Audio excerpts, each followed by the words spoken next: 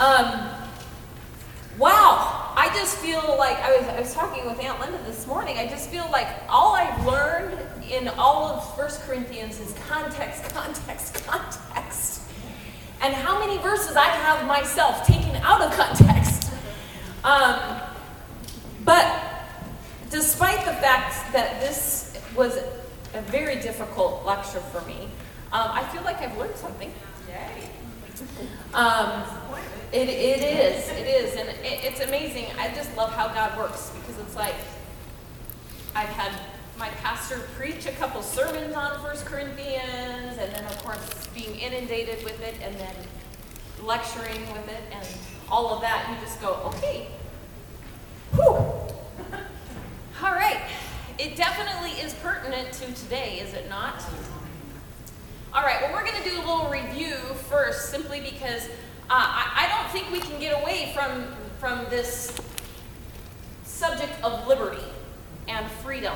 And he's going to continue. He continues on to the next chapter even on Christian liberty. So I think we can't really get away from that. So I'm just going to regurgitate what Aunt Linda said.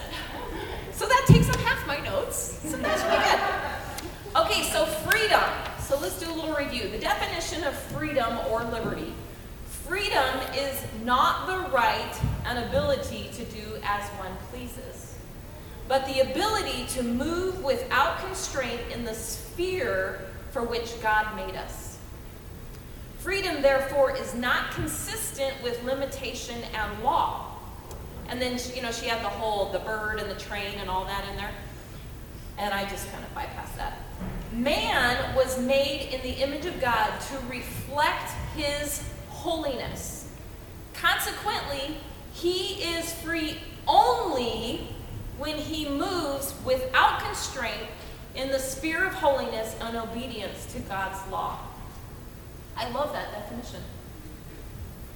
I love when he says he is free only when he moves without constraint in the sphere of holiness and obedience to God's law. I had this thought pop into my head as far as I was kind of mulling over what does that really mean to move without constraint within these means in the sphere of holiness. And it brought me back to, anyway, okay. It brought me back to America. And it brought me back, I got to mulling over, what does our freedom mean in America? Because we're free, right? That's what they fought for years and years ago, decades ago, when they fought against the British government. They were fighting for freedom. They were fighting for independence from Britain, from Great Britain. The British, whatever you call them. But all of that in my mind, I'm thinking, okay, they were fighting for independence, but that required something. They were fighting for liberty, but with that liberty came something else. It came responsibility. So really we have these two sides of liberty that we somehow as Americans have forgotten.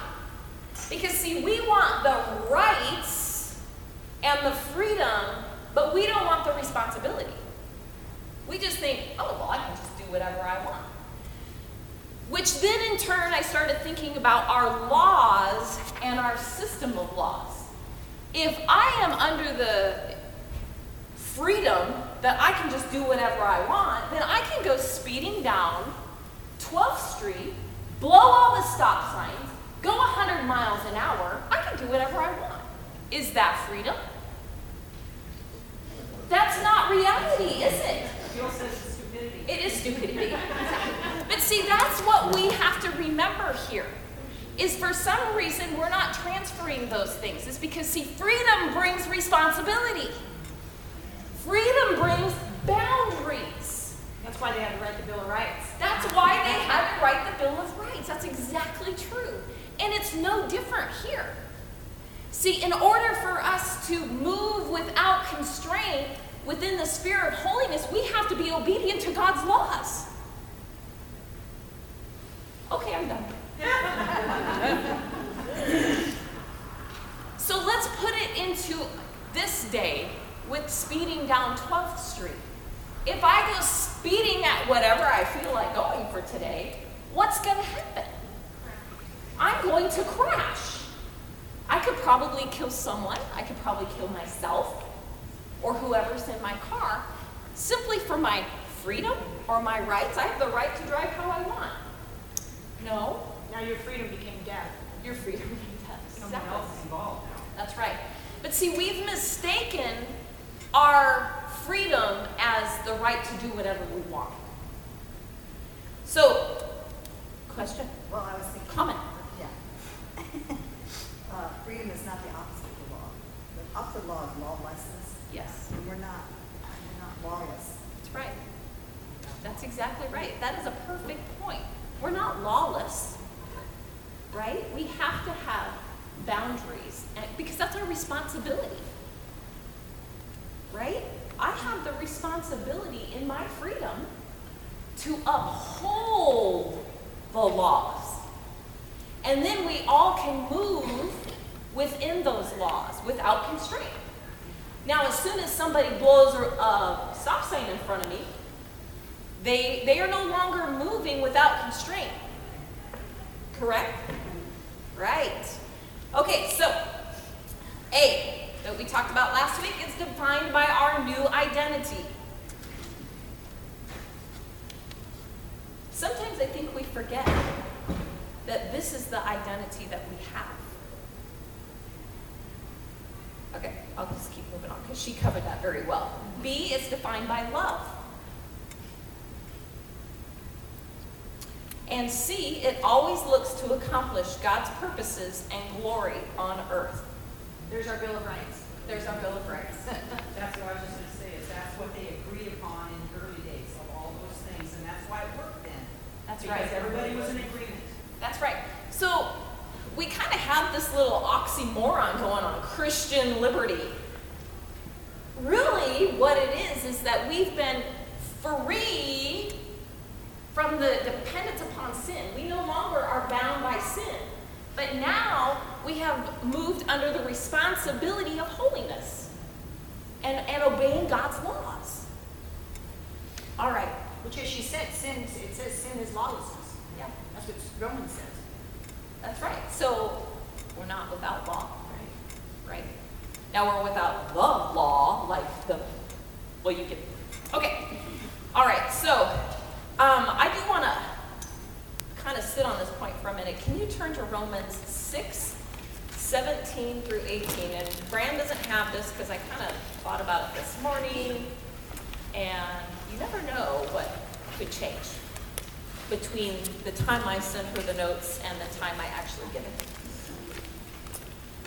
So, Romans 6:17, but God be thanked that ye were the servants of sin, but ye have obeyed from the heart that form of doctrine which was delivered you.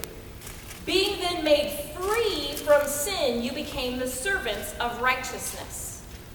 So we're free from sin. We've become, right? Just like we fought against the British for our independence, Christ has fought for our independence from sin.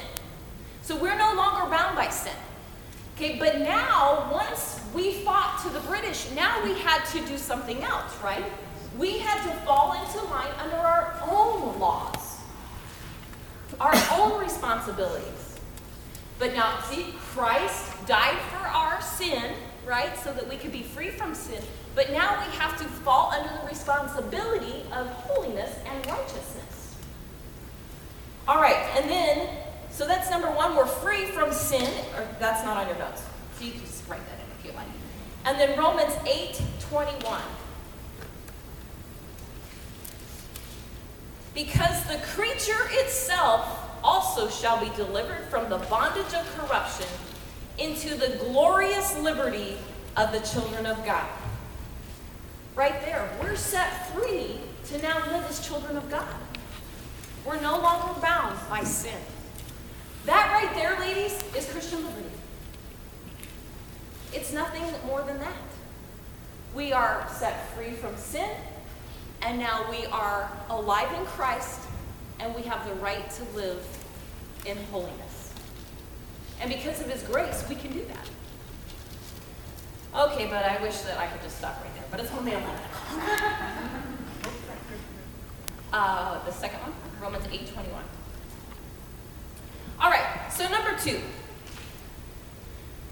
We're gonna talk about Paul here. I love because really Paul is using himself as an example of what it is for Christian liberty. So he uses the whole first part of this chapter to say, okay, I have these rights, right? I'm an apostle. I have all the rights and privileges of an apostle, but I gave them up. So he's using himself as an example, and it goes back into the last chapter when he's talking about the foods that were sacrificed to idols. When they asked, well, should we eat the food sacrificed from idols? This is all part of the same content. So, but number 2, we're gonna look at 1 Corinthians 9:19. Sorry, I'm kind of all over the board here, but my brain is just.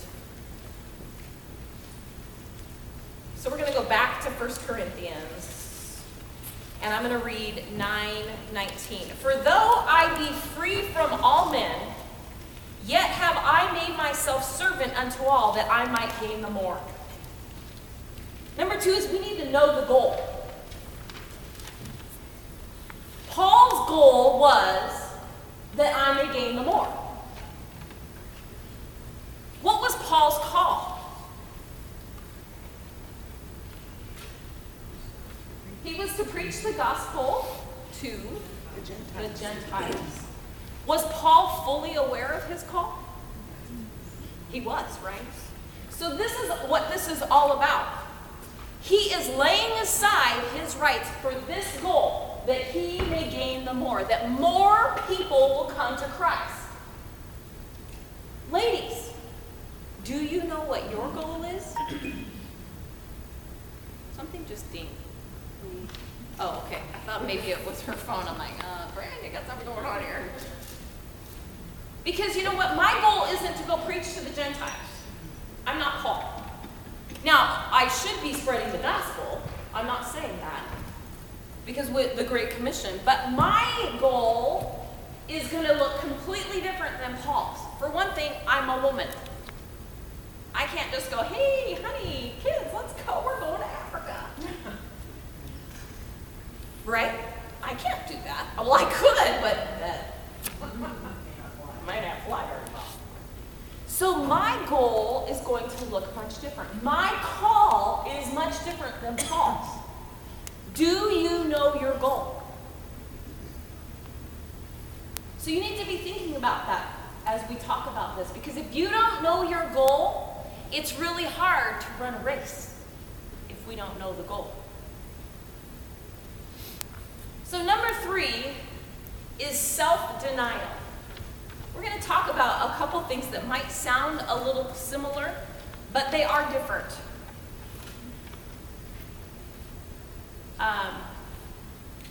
For some reason, I put bring into bondage, and I don't know where that came from. Well, it did come from Strong's, but I'm not sure what the word was. I don't know if it came out of Galatians. Let's turn to Galatians 5:13. The whole book of Galatians is really about freedom in Christ. So if you think you need a little bit more, you just go over to Galatians. For brethren, we have been called unto liberty, only use not liberty for an occasion to the flesh, but by love serve one another. So it really goes, oh, that's what it was. Serve, yes. So in the verse 1 Corinthians 9:19, where it says, I made myself a servant, really that's what he's saying is, I'm bringing myself into bondage. So think about that for a second. So it's not that Paul is completely free to just do whatever he wants. He's actually putting himself under somebody else. He's becoming a servant. This is what got me right here. The whole time, yesterday, that's what the whole struggle was for me is I couldn't get a hold of how to become a servant like Paul. When he says, I become a Jew to the Jew, I become a weak to the weak, I become all things to all men. That's what he's talking about. He's talking about becoming a servant. And I immediately thought about where he says, the song, learn to be a servant of all. Do you guys know that song? No. Because you kind of look like you don't. But Brandy does. Brandy's like, I know that song. It's out of a parable, I think in Mark, because I looked it up. Is Christ is telling whoever he's talking to, if you wanted to pray, that we need to be a servant to all people. So here's Paul.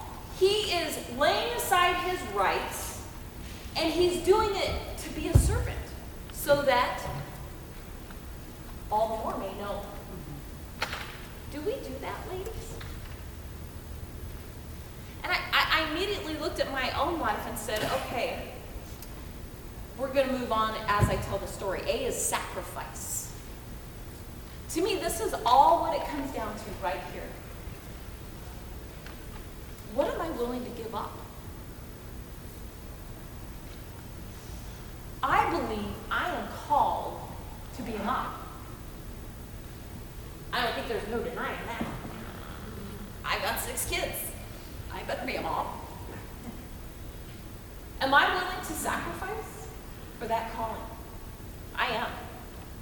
And I'm sure there's not a mom in here who's not willing to sacrifice. That comes natural for us. I don't know what's natural about that, but for some reason it does. But you know what? I'm called to be a wife. Now all of a sudden the sacrifice gets a little bit harder. Right? Am I the only one here? I don't think so, because I hear the chuckles. But then I go, okay, so in my life right now, this is what I do. I'm an apartment manager. Am I willing to sacrifice for my tenants? No. But see what I'm saying is God has put us in certain positions in our life for a reason. I don't believe I just randomly been an apartment manager for 12 and a half years. God has put me in that position for a purpose and a reason for this season in my life. And you know what? Sometimes it's hard. Because I don't want to sacrifice. Would it depend on your goal, Tony? It would absolutely depend on my goal.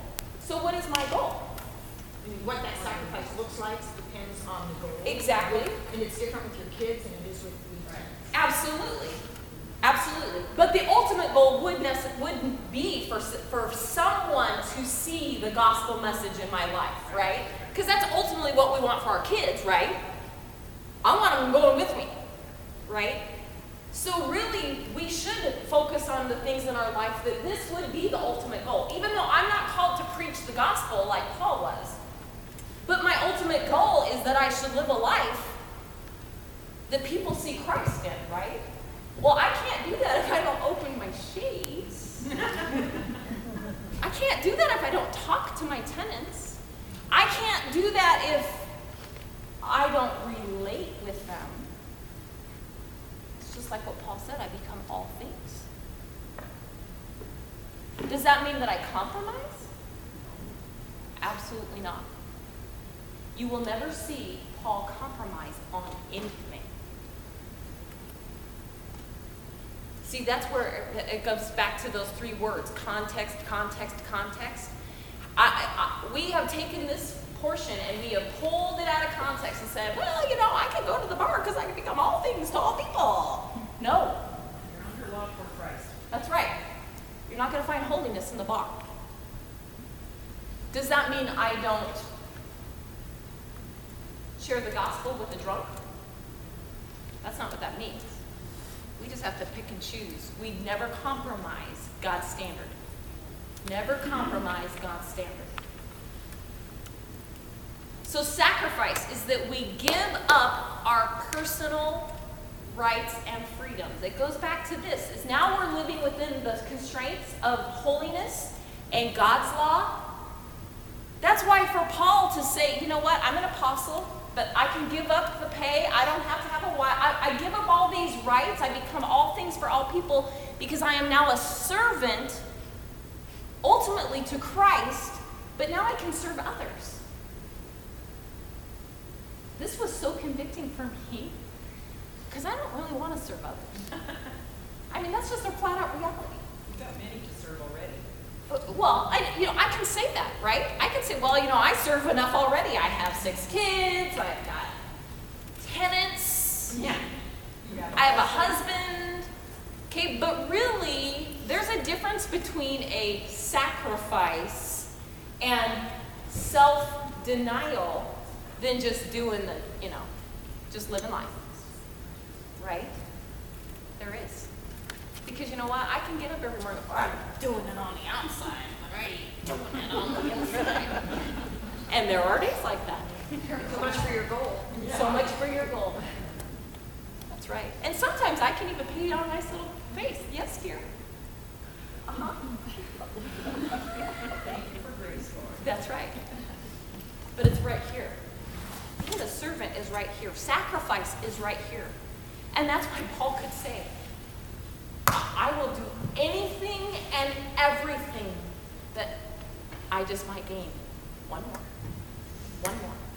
One more. One more. One more.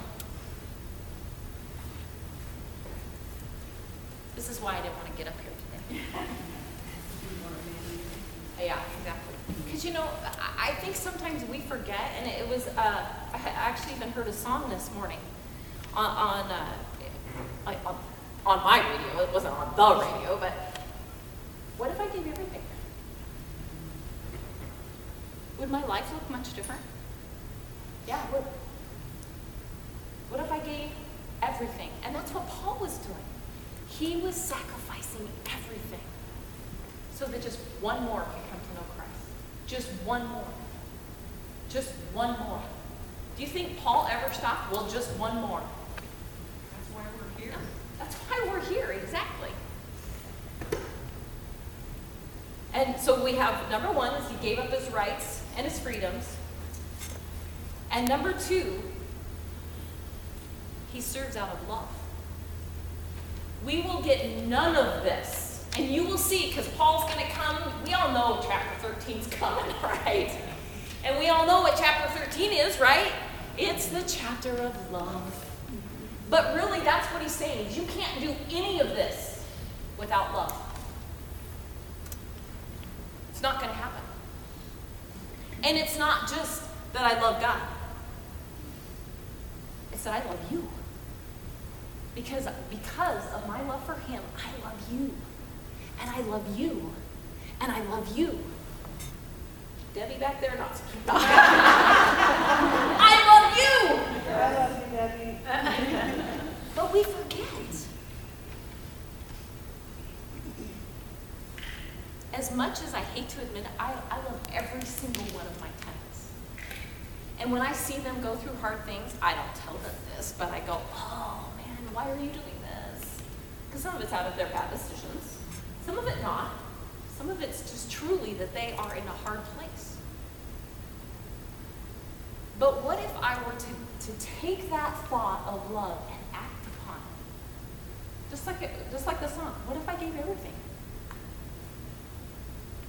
I do not ever want to be stuck in a place where I don't sacrifice for others. I want to give everything, just like Paul. That's what he's saying. I will become a Jew to the Jews. I will become all things to all men. He doesn't care about his own stuff. He cares about every single person he meets.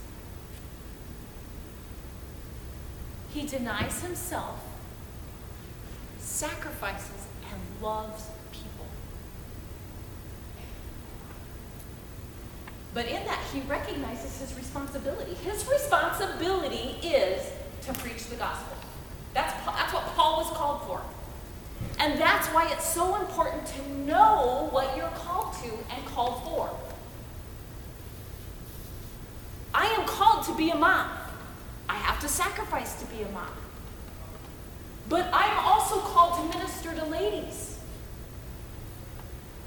So I have to sacrifice. There's things that I have to sacrifice. And you know what? Like today, I really didn't want to get up here today. I came in and told them, I'm going to do this.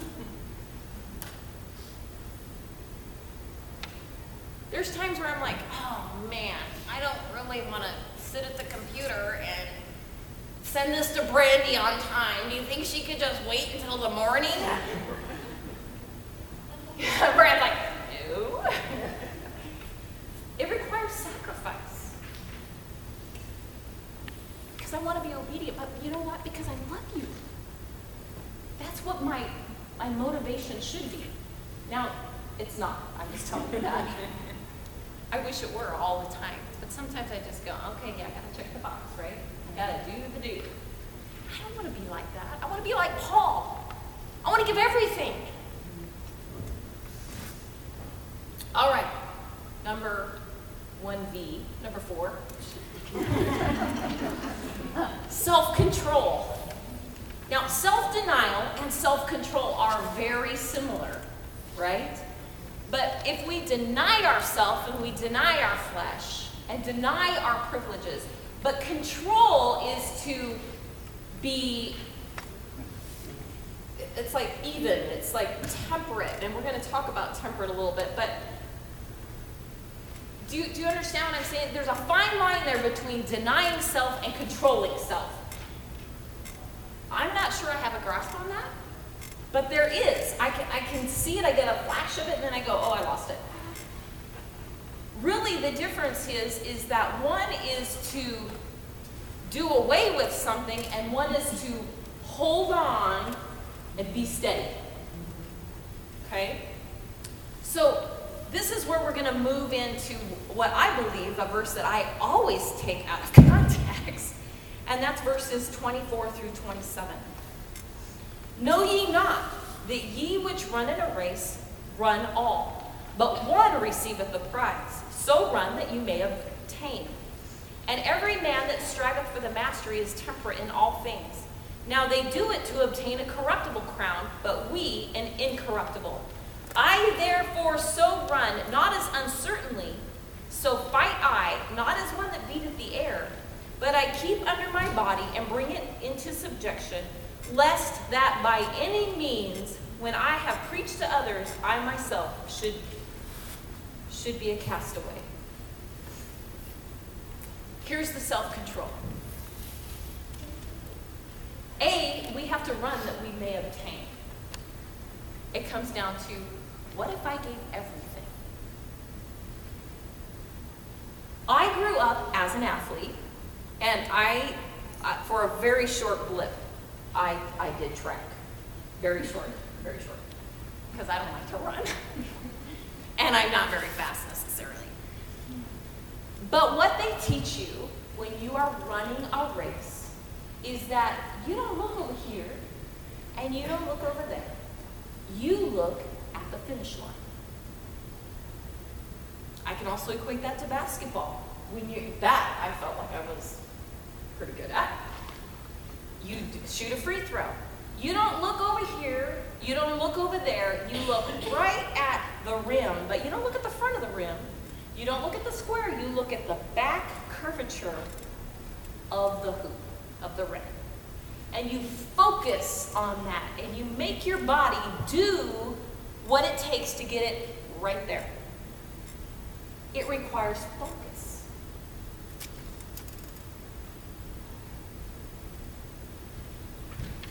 We have to focus on the goal. You can't focus on something that you don't know. So it goes back to know your goal, know your calling. If you don't know your calling, ladies, start with this. Are you a mom? There's one calling. Are you a wife? There's another calling. Those are very high callings. Start there and work out from there.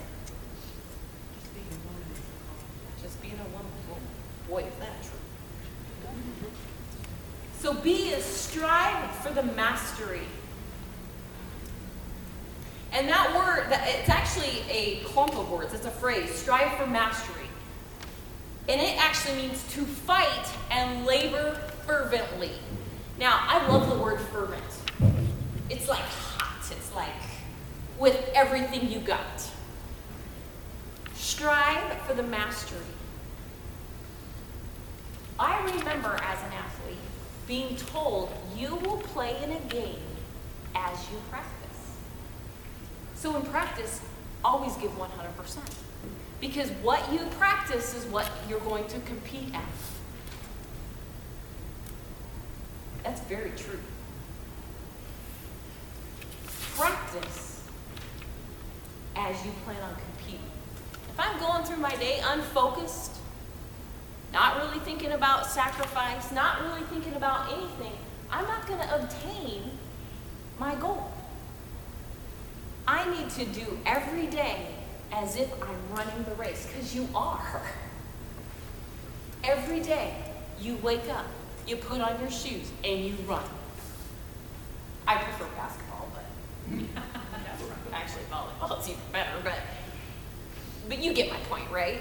Every day you get up, you put the shoes on, you tie the shoes tight, and you run. You focus on your goal. You sacrifice. You deny yourself. You control yourself. Because you know what? We need to learn to be a servant of all. Who am I going to serve today? Really, ladies, being a servant isn't anything new to women, right? We serve all day. For me, when I set goals like that, what I try to do is do the hardest thing first. Because then everything else will track behind it. So you're the hardest person. If you have a hard person in your life, concentrate on that one. God will put those things in your life. Just watch. He does, doesn't he? Right?